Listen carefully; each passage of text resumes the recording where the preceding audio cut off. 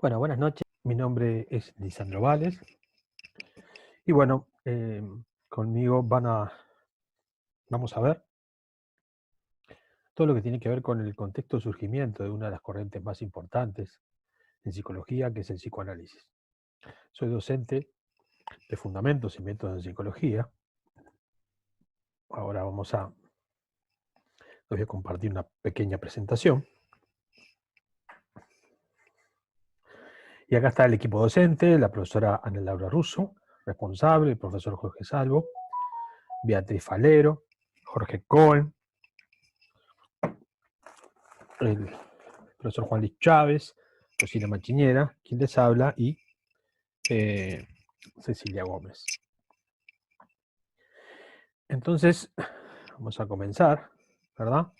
En esta clase vamos a intentar ver el mundo a fines del siglo XIX, principalmente en los años 1880, 1900, que es en el momento en que surge el psicoanálisis. Vamos a ver algunas características socioculturales y geopolíticas, el surgimiento de un nuevo romanticismo, ¿verdad? Que algunos autores le llaman neorromanticismos, los antecedentes de la psiquiatría dinámica, porque de alguna manera la psiquiatría dinámica está muy vinculada al nacimiento del psicoanálisis, por eso vamos a hablar un poco de ella, y vamos a ver algunas cuestiones que se daban en ese momento, que tienen que ver con conceptos fermentales, ¿verdad?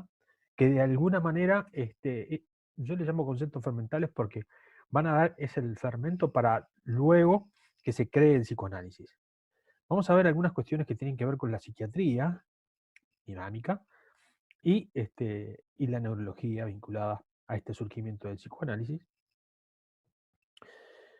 Y luego vamos a ver dos escuelas importantes, la escuela de Salpêtrière en París y la escuela de Nancy, ambas en Francia. Y luego algunas cuestiones particulares del surgimiento del psicoanálisis. El mundo,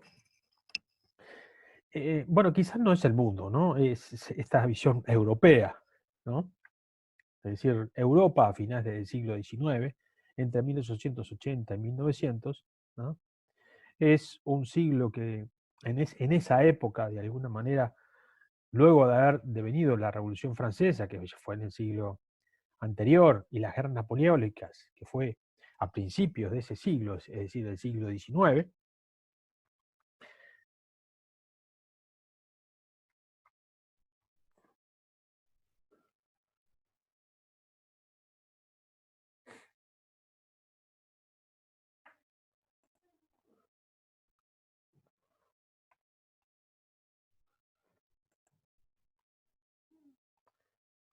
perdón, se me fue un poquito, luego del siglo XIX, ¿verdad? Vamos a compartir porque se me fue nuevamente. Ahí va. Luego del siglo XIX, a principios del siglo XIX, y que también esas revoluciones napoleónicas tienen un impacto en nuestra América, ¿no? Porque tiene que ver justamente con, eh, de alguna manera, las distintas revoluciones libertarias que se dan en nuestro continente. Y hay, ese siglo XIX hay un rápido progreso muy importante de la ciencia, de la industria, del comercio y la exploración del mundo. Estamos en medio de la segunda revolución industrial, donde ya de alguna manera se utilizan ya otros, o se están comenzando a utilizar otros combustibles como el gasoil, pero principalmente los derivados del petróleo, ¿no? Y de alguna manera hay una suerte de paz, ¿sí? Una suerte de paz, aunque, bueno, eh, esa suerte de paz porque no hay grandes conflictos, ¿verdad? Entre naciones, y a veces en ese momento muchos pensadores decían que, bueno, que habían llegado a la cúspide o a un momento cúlmine de la cultura humana, ¿verdad? Si bien también hay movimientos obreros, porque evidentemente que esta cuestión de la industrialización y el reclamo, de alguna manera muy justo y de alguna manera de lo que tiene que ver con estos movimientos sociales, de reivindicaciones, de las horas, de las condiciones laborales, ¿verdad? También están muy marcadas las distintas clases sociales, la burguesía, la aristocracia, ¿no? Los trabajadores. Y también en esta época hay una marcada estabilidad económica, principalmente porque si bien cada país tiene su moneda, ¿verdad? Las transacciones se hacen en moneda oro y eso le da como cierta este, sustentabilidad a estas transacciones. Por lo tanto, es algo como esa sensación que la gente tiene en ese momento como de cierta tranquilidad. Por otro lado, ¿verdad? Las fronteras son casi inexistentes, o sea, que es algo que para ir para Rusia o a Turquía no, no hay como diferentes problemas. Entonces, es un mundo marcado por una dominación masculina, ¿verdad? No se cuestiona la dominación masculina, y hay una exaltación de la ambición y la agresividad y la tenacidad de todas estas cuestiones viriles del hombre, en el cual tienen que tener bigote, barbas, ¿verdad? Llevar un bastón, y bueno, y determinadas cuestiones que hacen a una dominación masculina importante. La mujer está en un segundo plano, ¿verdad? La sociedad asume que debe ser así, carecía de derechos políticos. Fíjense que recién en 1890 la primera mujer ingresa a la universidad y no estaba visto que usaran pantalones, pelo corto y que pudieran fumar. No estaba visto.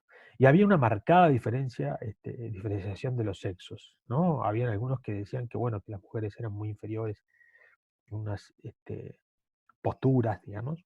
Habían otros que planteaban esta cuestión de una igualdad de los sexos, pero en definitiva lo que primaba esta dominación masculina, ¿verdad? Un autoritarismo total en todos los niveles, ¿no? Ya sean las distintas instituciones del Estado, ¿verdad? O instituciones privadas, sino también a nivel familiar. Entonces esto del padre despótico era común, ¿verdad? Estaba bien visto que el padre, por ejemplo, le pegara a los hijos y que de alguna manera, mientras que esto no sea cruel, y entonces la palabra cruel no sabemos cuál había sido su límite, digamos, ¿no? Pero era como algo muy bien visto por esta sociedad, digamos, ¿no? Un padre despótico, cruel. Y entonces había siempre conflictos entre las generaciones, principalmente entre padres y hijos, ¿no? Esto de alguna manera ya estaba dando los indicios de un concepto que después ustedes van a ver en psicoanálisis que tiene que ver con el complejo de Edipo y que tiene justamente, está muy vinculado a estas relaciones de padres e hijos, ¿verdad? Madre, padre e hijos e hijas. Entonces, por otro lado, también el predominio de una cultura clásica en la educación, es decir, la cultura clásica que tiene que ver, ¿verdad?, con leer a autores clásicos, principalmente grecolatinos, ¿sí? Y la universidad como el centro de la ciencia, como el desarrollo de toda la ciencia ahí es importante el tema de la universidad. Y de hecho, bueno, el ser docente en una universidad era algo como muy difícil, digamos, y bueno, y había que hacer como una serie de una cantidad de peripecias como para poder este, trabajar como docente y de alguna manera en todo lo que tenía que ver con la universidad. Europa, bueno, Europa en aquel momento, luego de esta estabilidad empieza una suerte de crecimiento nacionalista importante, ¿no? En que cada nación quiere tener su predominio. Y si bien en los últimos siglos, hasta fines del siglo XVIII, principios del siglo XIX, viene la decadencia del Imperio Español, ¿verdad? Y que de alguna manera era el que tenía el predominio a nivel principalmente mundial, el que empieza a tomar el predominio y el que ejerce el predominio es Inglaterra, el Reino Unido, ¿no? Y que de alguna manera es el que tiene gobernado los mares, y gobernando los mares se conecta con todos los continentes. Después, Francia también, ¿no? Que quiso tener su predominio después de las guerras napoleónicas, ¿verdad? Conquistar Europa. Pero bueno, hay una gran pujanza, ¿verdad?, de los franceses, que en esta época está un poco en desmedro porque tienen una guerra importante junto, la guerra franco-prusiana, porque Alemania todavía no existía a principios del siglo XIX, ¿verdad? Y al perder esa guerra pierden algunos territorios, y también los alemanes, es decir, después de esa guerra surge una unificación de los pueblos germánicos que basculaban entre unirse más a Prusia y otros unirse más a lo que luego fue todo lo que tiene que ver con Austria, ¿no? Entonces estos pueblos germánicos con Prusia generan, ¿verdad? Una nueva nación que es el Imperio Alemán, ¿no? Y el Imperio Alemán, junto con el otro imperio, que es el Imperio Austro-Hungría, llegaron un poco tarde al repartijo del mundo, lamentablemente, ¿no? Es decir, tanto Francia, pero principalmente Inglaterra, ¿verdad? Tenían colonias en prácticamente todos los continentes. En cambio, eh, Alemania y Austro-Hungría estaban como empezando, ¿no? Estas potencias centrales. Austro-Hungría a su vez tenía ciertas características porque eran dos países unidos, pero a su vez habían como distintas minorías o distintos pequeños países dentro, ¿no? Entonces, los austríacos, ellos tenían como un emperador y los húngaros tenían un rey, ¿ah? Pero todos estaban bajo la monarquía de los Habsburgos, ¿no? Entonces, bueno, era algo como medio complejo y que muchos, este esquema, de alguna manera, muchos lo tomaron en cuenta para después empezar a formar lo que era la Unión Europea. No este imperio austrohúngaro que después de la Primera Guerra Mundial se desarma, sino de cómo lo habían construido políticamente. ¿Bien? Entonces, había una rivalidad principalmente en las ciencias y en esto que vamos a ver, pero también en otras áreas, sin duda, ¿no? Entre Francia, Inglaterra y Alemania, ¿no? Que ahí sí ya era el imperio alemán. Bien. Recuerden que en Occidente, lo que primaba era justamente en el siglo XIX las corrientes que primaban eran netamente positivistas y vinculado a esta cuestión más científica positivista y todo lo que tenía que ver con el evolucionismo darwiniano y lamarckiano, si se quiere, ¿no? Entonces, hay como en esta época, ¿verdad?, un giro cultural importante, ¿ah? Y un giro cultural importante en lo que tiene que ver con el romanticismo. Es decir, hay una vuelta al romanticismo, por eso algunos autores le llaman neorromanticismo. Es decir, como una reacción a este exceso de positivismo, a ese exceso de cientificismo, que lo veíamos en la psicología, digamos, la psicología experimental, de Wundt tiene muchas de estas cuestiones, pero de alguna manera ¿dónde quedaba el sujeto en todo esto, no? ¿Dónde quedaba esta cuestión más del sentimiento? ¿Dónde quedaba una cantidad de cuestiones que tienen que ver con la subjetividad? Entonces, este movimiento, ¿verdad?, que un giro cultural muy grande, ¿verdad?, tiene grandes cambios en lo que es la psiquiatría dinámica. Vamos a hablar un poco de la psiquiatría dinámica porque tiene impacto, ¿verdad?, y muchos desarrollos están muy relacionados con el surgimiento del psicoanálisis, ¿ah? Ahora, este romanticismo no sustituyó las tendencias positivas y naturalistas, ¿no? Pero estuvo a la par, es decir, de alguna manera un movimiento muy fuerte.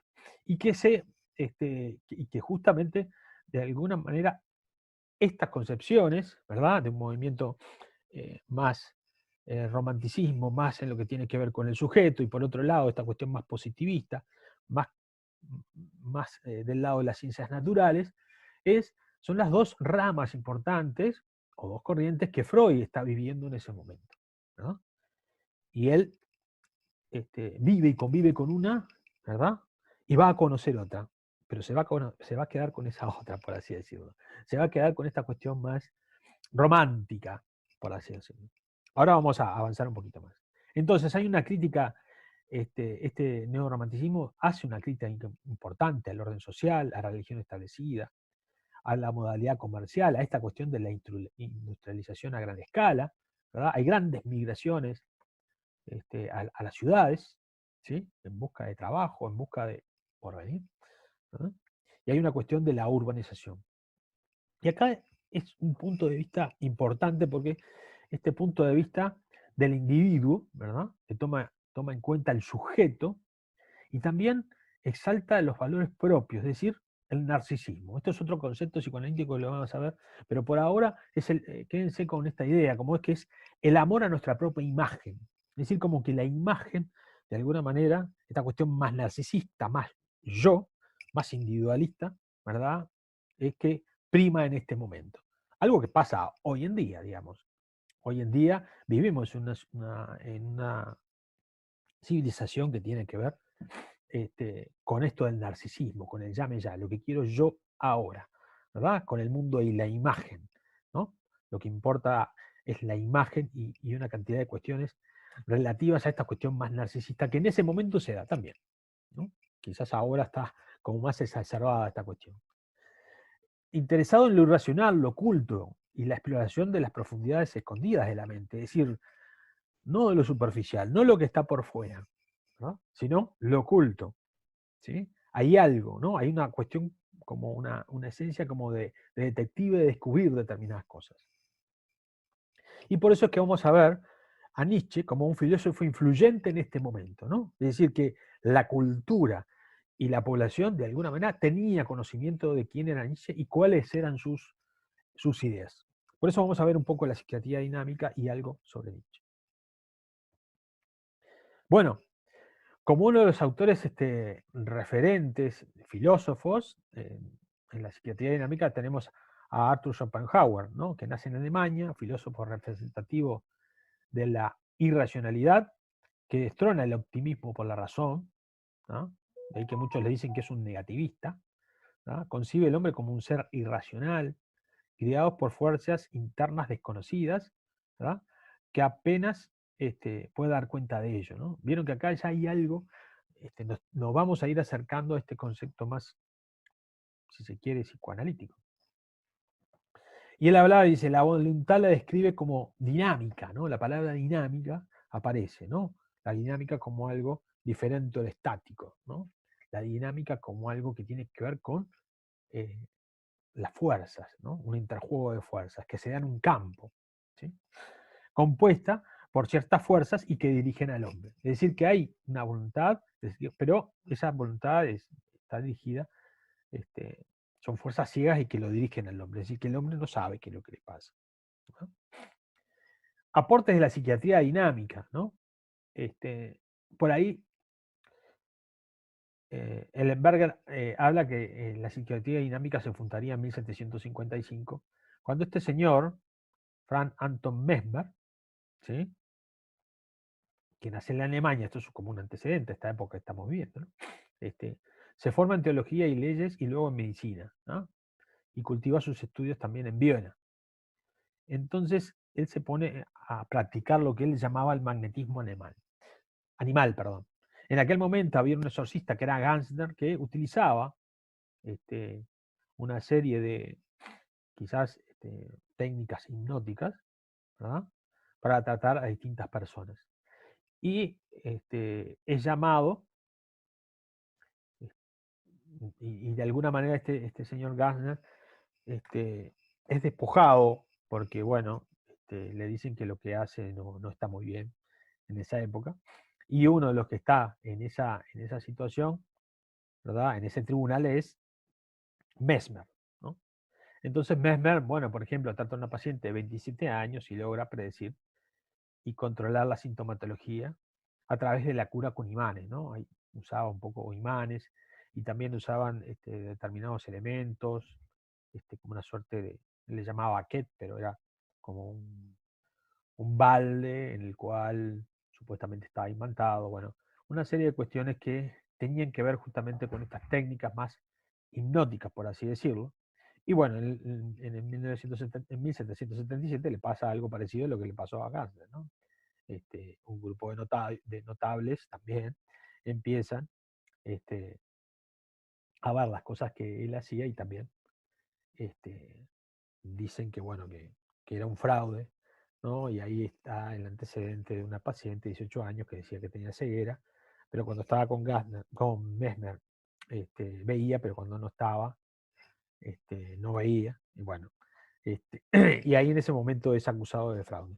Lo interesante de todo esto es esta técnica que de alguna manera se llama el magnetismo animal o mesmerismo, que sin duda está muy vinculado a lo que es la hipnosis, por así decirlo. Bien. Entonces, también Mesmer a través de este magnetismo animal permite dar visibilidad a la enfermedad del alma y busca su cura, ¿no? O sea, hay una búsqueda del alma. Esto es interesante, es importante, ¿no? Y su método dice, hace posibles las curaciones, es necesario establecer una relación con el paciente. Es decir, que hay una relación importante entre el paciente y el terapeuta, ¿verdad? Entre el paciente y el médico, ¿verdad? Esto es importante, digo, no es algo al azar, ¿no? Es un aspecto. Y la curación se logra por medio de las crisis, manifestaciones latentes de las enfermedades que el magnetizador activa. Es decir, activa artificialmente determinadas crisis y con eso, supuestamente, las personas iban a sanar, ¿no? En aquel momento, una de las crisis tenían que ver con esta enfermedad que se llamaba la histeria, que después vamos a ver un poquito. Después de Mesmer es como que esto queda un poco como en suspenso y esta técnica es retomada, ¿verdad?, por la escuela de Nancy, donde Freud después va a ir por ahí, los va a visitar. Aporte de la psiquiatría dinámica, ¿no? Bien, Gustav Fechner, ¿no?, nace en Leipzig, en Alemania, es un médico y parte de la psicología experimental de Wundt, ¿no? Si bien está como desde la psicología experimental, hace una serie de trabajos y entonces plantea la ley psicofísica que él quería buscar matemáticamente la relación entre el cuerpo y la mente, ¿no? Pero lo interesante es que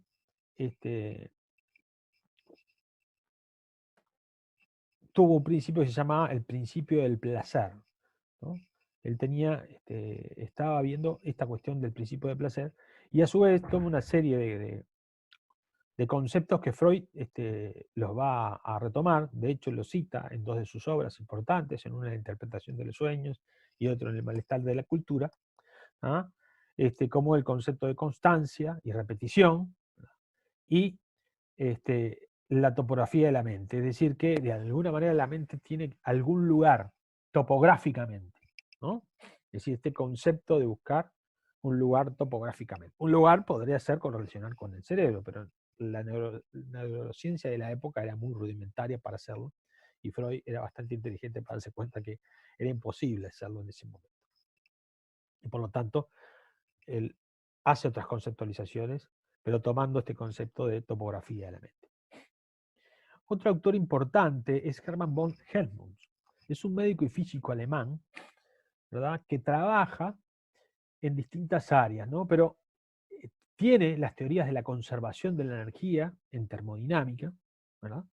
Este concepto de la conservación de la energía es un concepto que uno lo puede ver en la teoría freudiana, principalmente en el concepto de la energía libre, la libido, que después vamos a ir, o ustedes a lo largo de la carrera van a ir viendo algunos de estos conceptos, y postula esto de la inferencia inconsciente. Esto es interesante, ¿no? Dice, no percibimos los objetos como impresionan nuestros órganos, sino como deberían ser. Es decir, que este concepto, ¿no?, la percepción, es una especie de reconstrucción instantánea inconsciente de lo que muestra nuestra experiencia anterior nos ha enseñado acerca del objeto.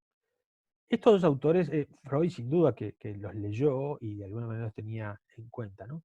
Pero aparece el concepto inconsciente, ¿verdad?, como algo importante, es decir, que es algo no consciente, ¿verdad?, y las inferencias que nosotros hacemos, y que está vinculado a la percepción. Esto es interesante porque actualmente hay un autor que se llama Carl Fritz, que está trabajando con desarrollos de este autor junto con desarrollos freudianos y algo que se llama el cerebro bayesiano y determinadas cuestiones. Pero de alguna manera estas cuestiones que él podía ver, hoy por hoy hay un desarrollo desde las neurociencias y junto con las matemáticas aplicadas a la misma. Pero que también tiene una implicancia en la teoría psicoanalítica. Bien. vimos un poco la psicoteoría dinámica, ahora vamos a ver el pensador o el filósofo que tiene un impacto importante, ¿verdad?, en esta época. Y que la mayoría de los autores, como y de los científicos, y en ellos Freud, sin duda que sin haberlo leído, estaba estas ideas en el ambiente. Como ahora, en este momento de pandemia, tenemos una cantidad de ideas, ¿no? Bueno, en este momento habían una serie de ideas. Entonces, de alguna manera es un autor que niega la causalidad de las leyes naturales, niega la posibilidad de que el hombre alcance ninguna verdad, ¿no? Es bien negativista, ¿no? El hombre, dice, es un ser autoengañado, ¿no? Sus propios sentimientos y convicciones verdaderos no son muchas veces más que los restos de convicciones o simples afirmaciones de sus padres y antepasados. Es decir, que estamos engañados porque nuestros sentimientos y nuestras convicciones no son nuestras, son de nuestros antepasados, dice él, ¿no? Y de nuestros padres, y de nuestra historia. Entonces, acá tiene mucho que ver de esto que venimos viendo, de esta concepción que se va armando como algo del oculto, ¿no? Algo que no sabemos, ¿sí? Algo inconsciente. Considere la mente humana como un sistema de impulsos, concepto de energía, ¿no? Impulsos, o sea que nuestra mente tiene impulsos y hay una pugna, pero también hay una energía, ¿no? Definía la emoción como un complejo de representaciones inconscientes y estados de voluntad. Nietzsche, ¿verdad? El inconsciente, dice que él postula el inconsciente. Fíjense, él postula, llama el inconsciente y dice, es una zona de pensamientos, emociones e instintos confusos, ¿no? Hay como una confusión. Y lugar de representación de estados pasados del individuo y y de la especie, ¿no? Acá, autores como Freud y Jung van a tomar mucho de esto. La oscuridad, desorden e incoherencia en nuestras representaciones en los sueños recuerdan la condición de la mente humana en sus primeros estadios. Acá toma que los sueños es algo importante, ¿verdad? Y que está muy vinculado a nuestros primeros, o sea, a nuestros primeros momentos de vida. La inhibición, que de alguna manera es como el concepto de represión que después van a ver en psicoanálisis, es la inhibición, la inhibición de la percepción y la memoria. Entonces él dice, el olvido no es una mera fuerza de inercia. Por el contrario, es una capacidad muy activa y en sentido más estricto positivo de la inhibición, ¿verdad? Es decir, que esta represión afecta la la percepción y también nuestra memoria, lo que nosotros guardamos en nuestro propio ser. O sea que nos vamos a acordar o nos vamos a olvidar, no es casual lo que dice Nietzsche, ¿no? Algo que se va a demostrar después, ¿no? Sino que de alguna manera tiene que ver con lo que estamos viviendo y con nuestro pasado. La sublimación y la conciencia son dos conceptos que él también lo toma, ¿verdad? Y que estos conceptos que están aquí, de alguna manera van a ser conceptos psicoanalíticos. De hecho, este, estas ideas de Freud y muchas de las que va a tomar Freud son como muy similares, ¿no? Y Freud decía que él trataba de no leer a Nietzsche porque se podía confundir cuando estaba armando su teoría, estaba pensando su teoría. Pero de hecho, estos conceptos estaban en el momento, ¿verdad?, de la época. Ahora vamos a ver vimos algunos de los conceptos fermentales, ¿no? Como por ejemplo los sueños, ¿no? Ya hablamos un poco de Nietzsche, que ya hablaba de ellos, ¿no? Con el positivismo llegó la noción de que los sueños son un subproducto no significativo de la actividad cerebral, ¿no? Eh, y automática e incoordinada que tiene lugar durante el sueño. Esto que pasó en el siglo XIX pasó en el siglo XX también. Las teorías freudianas en algún momento dijeron que no eran válidos porque el sueño estaba vinculado a una estructura cerebral que es el tronco cerebral. Y como el tronco cerebral es una estructura muy arcaica, digo que tiene que ver con lo que pasa.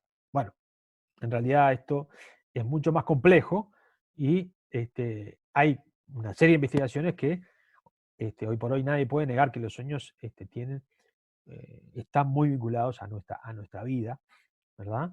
Y no solamente está vinculado a la corteza cerebral, perdón, al tronco cefálico, sino a áreas determinadas de la corteza. Pero en aquel momento también pasó lo mismo, digamos, ¿no? Es decir, que estas cuestiones positivistas, ¿verdad?, la noción de sueño no tenía mucho sentido, ¿no? Entonces, el neorromanticismo vemos que le importa el sueño, lo onírico, le importa lo que está detrás, y hay un trabajo de estos tres investigadores que en definitiva esas obras fueron la base de lo que después van a desarrollar Freud y Jung, ¿no? Jung como primero discípulo de Freud, pero después, una disputa que van a tener, Jung se va a separar. Es decir, que estas cuestiones fermentales del sueño ya estaban ahí y habían muchas investigaciones en lo que tenía que ver con los sueños. El concepto de la represión sexual en aquel momento, ¿no?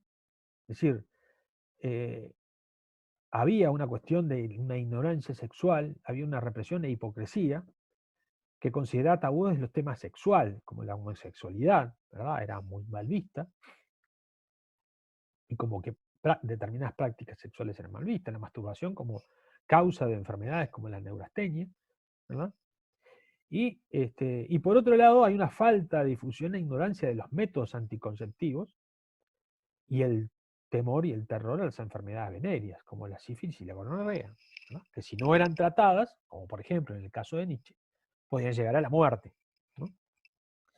Y de alguna manera los prostíbulos de aquel momento, bueno, estaban como, de alguna manera, estaban como contaminados de estas enfermedades. Por lo tanto, esta represión sexual era importante, ¿no? Y bueno, y la otra, la que tiene que ver justamente con esta dominación del hombre, ¿no? Este machismo exacerbado, y por lo tanto, también aquí aparece, si bien muy tenue, pero aparece la lucha por el reconocimiento de los derechos de la mujer en esa época, ¿no? El concepto del inconsciente, ya lo veíamos viendo, ¿no? Ya en los antecedentes de la psiquiatría dinámica, en todo lo que tiene que ver con Nietzsche, ¿verdad? Dice, la mayoría de los filósofos de la época admitían la existencia de una vida inconsciente. La afirmación de que una parte de nuestra vida escapa a nuestro conocimiento, es decir, que no sabemos, ¿verdad? Había sido mantenido durante muchos siglos. Y ahora el enfoque especulativo, más filosófico, ¿verdad?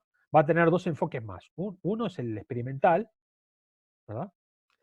Uno de ellos va a ser Fechner, que va a trabajar en esa línea, y el otro, y también Helmholtz, y también el clínico, donde Charcot y Wernicke van a ser los principales artífices de este concepto de lo inconsciente. Bien. Como ustedes saben, Freud era neurólogo, pero también en la psiquiatría del siglo XIX había como dos tendencias, ¿no? La Somatiker y la Psychiker, denominadas en Alemania, ¿verdad? Una hablaba que las enfermedades mentales son a causas físicas y las otras, y modificaciones cerebrales, y la segunda eran por causas emocionales.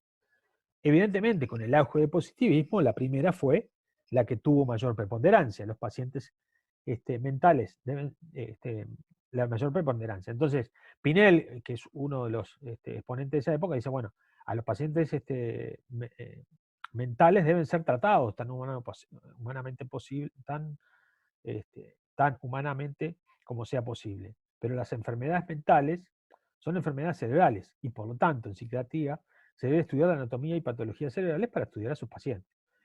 En Buen Romance estudia mucho el cerebro, con muy pocas técnicas, pero en definitiva muy pocos efectos con los pacientes, ¿verdad? Con el auge del neorromanticismo a fines del siglo XIX es que se retoma esta segunda concepción que tiene que ver justamente con estas causas emocionales, con los aspectos anímicos, con los aspectos más clínicos. Y es ahí que las escuelas de Bergen, de Nancy, pero principalmente de la Sarpenti y de Charcot, son preponderantes y muy importantes en esta época. A su vez, la neurología tiene como dos ramas, ¿no? Una rama más clínica, por así decirlo, ¿verdad? De ver los aspectos clínicos en aquel momento, y otra que está vinculada a los aspectos anatomopatológicos, en la que estaba adscripta Freud. Entonces, de alguna manera, cuando Freud va a París, al hospital de Salpêtrière, se encuentra con Charcot y bueno, se da cuenta, ¿verdad?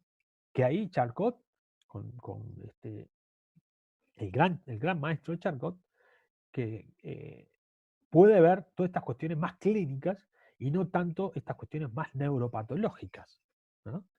Es decir, que en aquel momento, y lo que ve Freud es que estas cuestiones más anímicas, estas cuestiones de lo inconsciente, ¿verdad?, que están detrás de las pacientes histéricas que veía Charcot, ¿no?, eran como lo relevante.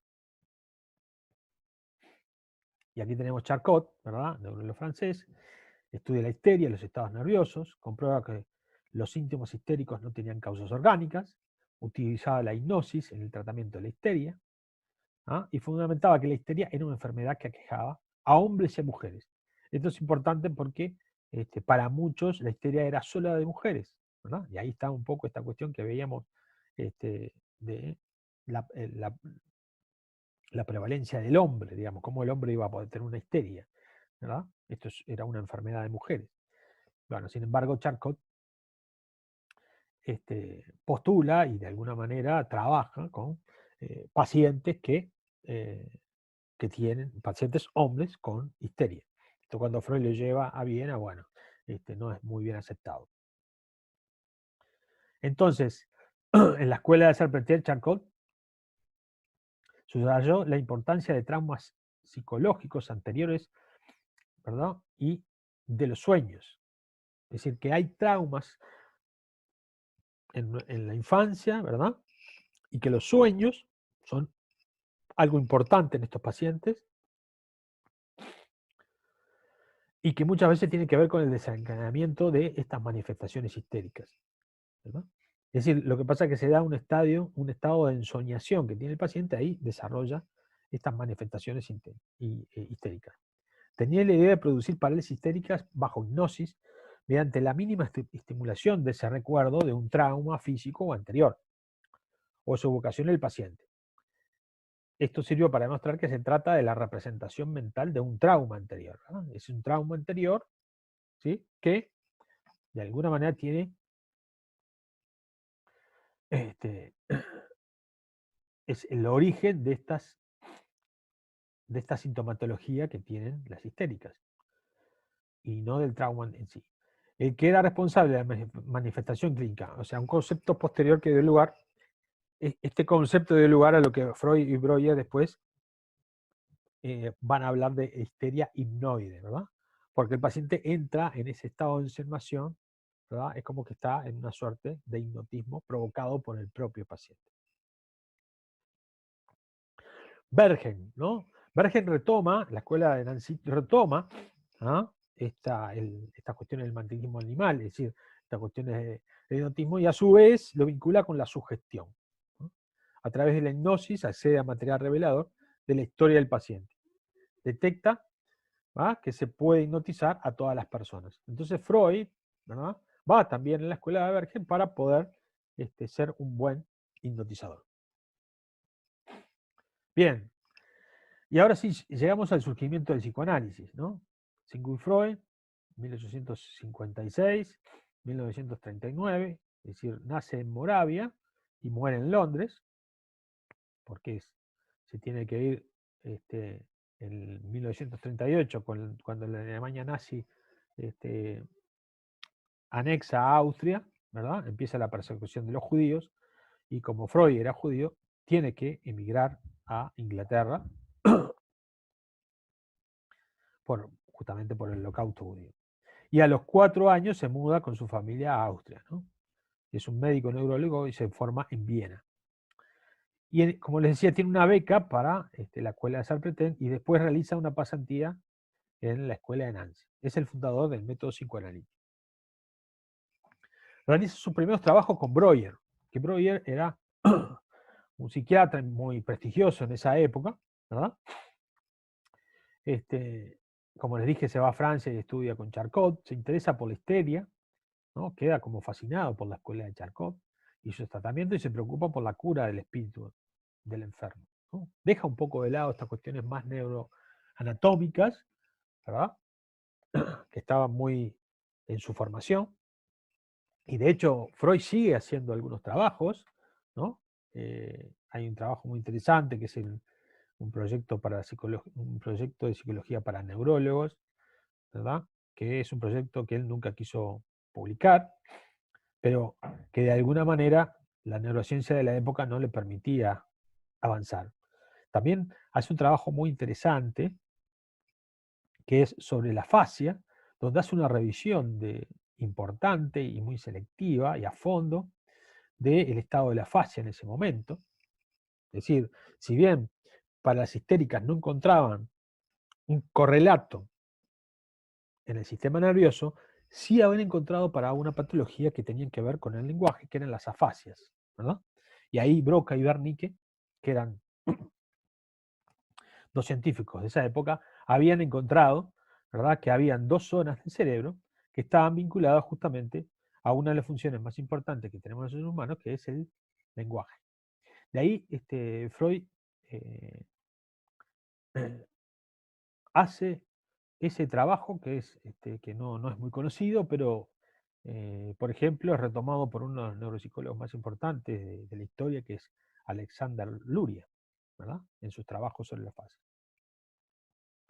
Utiliza la hipnosis y la sugestión para tratar la histeria. Luego abandona este método porque la sintomatología vuelve. Claro, los hipnotizaba y de alguna manera llegaban a la situación donde a la situación traumática, ¿verdad?, para que el paciente pudiera manifestarse, pero luego volvía. Freud decía que los pacientes sufrían de reminiscencia, es decir, que se olvidaban de ese recuerdo, pero aparecía, ¿verdad?, de diferente manera. Introduce la importancia de la catarsis y la liberación de la emoción reprimida, es decir, postula que de alguna manera en ese momento no pudo la emoción salir, abraccionarse, pero sí con el método catártico la persona podía abraccionar, es decir, liberar esa energía, ¿verdad? Y por lo tanto mejorar y a veces curarse. Recupera el relato del paciente, es decir, la confesión, recupera la palabra, ¿tá?, y de esa forma accede a la información relevante del sujeto. Él tiene una paciente que se llama Emi Ponene, ¿verdad?, que él está un poco en esta cuestión de la sugestión y de sugestionarla, y le pone la mano en la frente y le empieza como a hacer preguntas y le hace más preguntas, y ese en un momento dice: pare, déjeme hablar, ¿no? Y eso es un punto de inflexión también en la teoría psicoanalítica, es decir, de dejar hablar al paciente, ¿no? Y ahí la importancia de la palabra, ¿no? Y esto se estudia a fascia también, sin duda que le dan a la salud.